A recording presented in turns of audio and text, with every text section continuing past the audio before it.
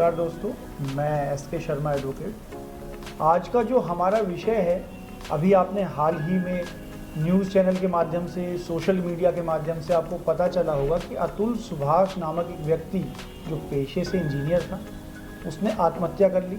और वो आत्महत्या भी उसने तब की जब उसने एक 90 मिनट की वीडियो बनाई, उसको रिलीज़ किया। उस वीडियो के प्रसारित होने के बाद हर एक चीज़ पर आज एक सवाल उठता है कि हमारे देश में जो लिंग के आधार पर कानून बने हैं वो कितने जायज़ हैं।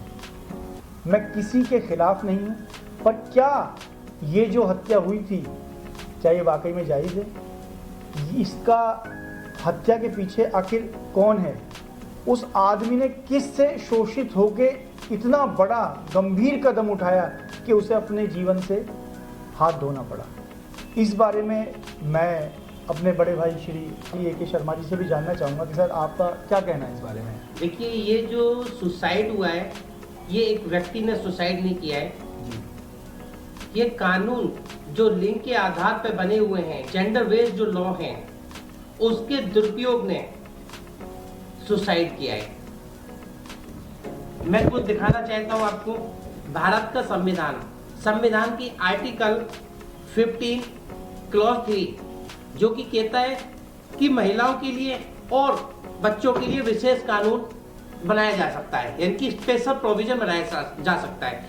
इस स्पेशल प्रोविजन को देखते हुए भारत में लिंग के आधार पर विशेषाधिकार महिलाओं को दिया गया है। यदि उनके अगेंस्ट कोई क्रूअल्टी होती है, और नहीं भी होती तो भी क्रूअल्टी के नाम पर चाहे तो वर्तमान कानून में, जो कि भारतीय न्याय संहिता है 2023 की सेक्शन 85 के तहत, जो कि पहले इंडियन पिनल कोड की सेक्शन 498A था, में FIR दर्ज करा सकती है, केस कर सकती है, जो कि टोटल क्रिमिनल केस चलता है। साथ ही साथ protection of women from domestic violence act 2005 के तहत में केस भी रजिस्टर कर सकती है।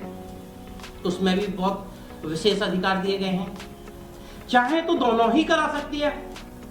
ये अधिकार सिर्फ महिलाओं के पास है, न कि पुरुष के पास। यदि पुरुष के अगेंस्ट किसी तरह की भी घरेलू हिंसा की जा रही है, चाहे मेंटल हो, इमोशनल हो या वर्बल हो, कोर्ट और लॉ उसके लिए पुनिशेबल ऑफेंस मानता ही नहीं है। इसीलिए पुरुष अपने आप को शोषित महसूस कर रहा है, पुरुष अपने आप को प्रताड़ित महसूस कर रहा है। इसीलिए कानून हमेशा सभी के लिए बराबर होने चाहिए। किसी भी लिंग के आधार पर कोई भी भेदभाव नहीं होना चाहिए। एक दुखद घटना हुई जिसके अंदर एक व्यक्ति 20 साल अपने न्याय के लिए लड़ता रहा, और जब उसको कोई ऑप्शन नहीं मिला तो उसने लास्ट में सुसाइड कर ली। तो एक सवाल तो उठता है कि भाई ये सुसाइड किसकी है, सुसाइड क्यों हुई? उस व्यक्ति ने अपने 90 मिनट के पूरा एक डिटेल दिया कि कैसे वो किस किस चीज़ों से जूझा, आखिर उसके सामने क्या क्या परिस्थितियाँ आई, और अंतिम समय में उसके सामने ऐसे क्या कारण थे जिसकी वजह से सुसाइड करनी पड़ी।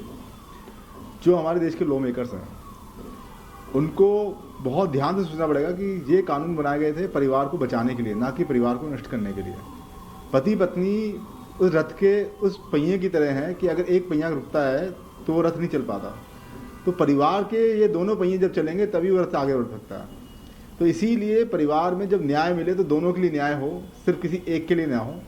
तो वो कैसे संभव हो, उसके लिए क्या करा जाए? आखिर पतियों के साथ में ये मानसिकता रख के कि पति तो होता ही शायद गलत है या उसके घर वाले होते ही गलत है, इस मानसिकता के साथ में अगर न्याय की प्रक्रिया में जाया जाए तो न्याय के लिए कहीं ना कहीं व्यक्ति को जूझना पड़ता है। मेरा ये कहना है कि लॉ कमीशन, भारत की संसद को उन्हें सोचना होगा और सभी राज्यों की high court and supreme court of India की जजमेंट पर विचार करना होगा। देखना होगा कि किस कानून का कितने स्तर पर दुरुपयोग किया जा रहा है, क्योंकि ये जो 498A जो वर्तमान में भारतीय न्याय संहिता की सेक्शन 85 है, ये क्रूअल्टी की बात करती है। साथ ही साथ घरेलू हिंसा अधिनियम 2005 भी क्रूअल्टी की बात करता है। तो इतना विशेषाधिकार सिर्फ लिंग के आधार पर महिलाओं को दिया गया है, जबकि यदि पुरुष के अगेंस्ट में मेंटल, वर्बल, इमोशनल या किसी और तरह की क्रूअल्टी होती है तो उनके पास में तो ऐसा कोई अधिकार नहीं है कि वह न्यायालय में जा सकें। तो क्या कोई भी पुरुष भारत देश का हिस्सा नहीं है? क्या भारत देश की प्रगति में उनका कोई योगदान नहीं है? लिंग के आधार पर इतना भेदभाव आखिर क्यों? लिंग के आधार पर जो भेदभाव है, इससे पुरुष समाज में हीन भावना पैदा होती है, असुरक्षा की भावना पैदा होती है और उन्हें ऐसा महसूस होता है कि न्याय तो उनके लिए है ही नहीं।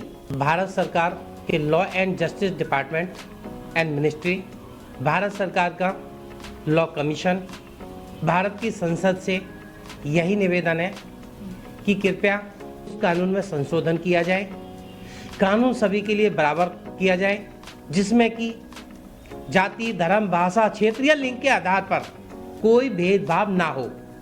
अन्यथा यदि किसी को भी असीमित शक्ति जब जब दी गई है तब तब उनका दुरुपयोग किया गया है, ये बखूबी सभी जानते हैं। इसीलिए कानून में संशोधन करके जल्दी से जल्दी उसमें बदलाव किया जाए, सभी को समान अधिकार दिए जाएं और दुरुपयोग वाले कानून में बदलाव किया जाए, तभी समाज में समानता, प्रेम, सद्भाव, समन्वय बना रहेगा। अन्यथा विषमताएं और बढ़ेंगी।